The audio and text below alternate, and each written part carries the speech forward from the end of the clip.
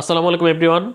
BPL নিয়ে যারা ভাবছিলেন যে এবছর বিপিএল হবে না অথবা বিপিএল হওয়ার কোনো সম্ভাবনা নেই, তাদের জন্য আপডেট হচ্ছে বিপিএল এবছর হবে। অলরেডি 4টা দল কনফার্ম হয়ে গেছে। পঞ্চম দল হিসেবে চট্টগ্রাম দলকে নিয়ে সংখ্যা থাকলেও চট্টগ্রাম দলের মালিকানা পরিবর্তন হয়ে সেটা চলে যাচ্ছে দেশ ট্রাভেলস লিমিটেডের কাছে।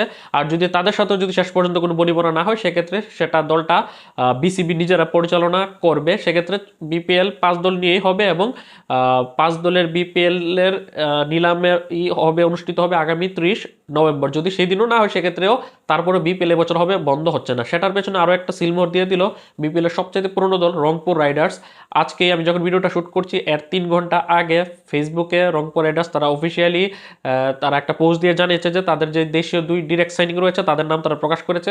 এর আগে আমরা জানতাম যে দেশীয় 2টা ডিরেক্ট সাইনিং কারা, অনেক পুরনো খবর। সেটা হচ্ছে তাদের দলের রেগুলার অধিনায়ক এবং রেগুলার ক্রিকেটার, সবশেষ 3 আসরে তাদের দলের হয়ে খেলা উইকেট কিপার নুরুল হাসান সোহান তো থাকছেই, পাশাপাশি তারা ডিরেক্ট সাইনিংয়ে মুস্তাফিজুর রহমানকে দলে ভিড়িয়েছে।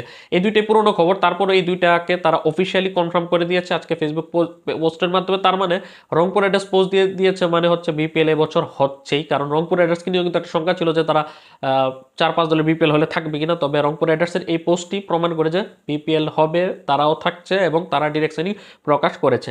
গত বছর নুরুল হাসান সোহান রংপুর রাইডার্সের হয়ে 13 ম্যাচ খেলে 10 ইনিংসে ব্যাট করে একটাতে নট আউট থেকে 182 রান করেছিল, 20 এভারেজ এবং 138 স্ট্রাইক রেটে।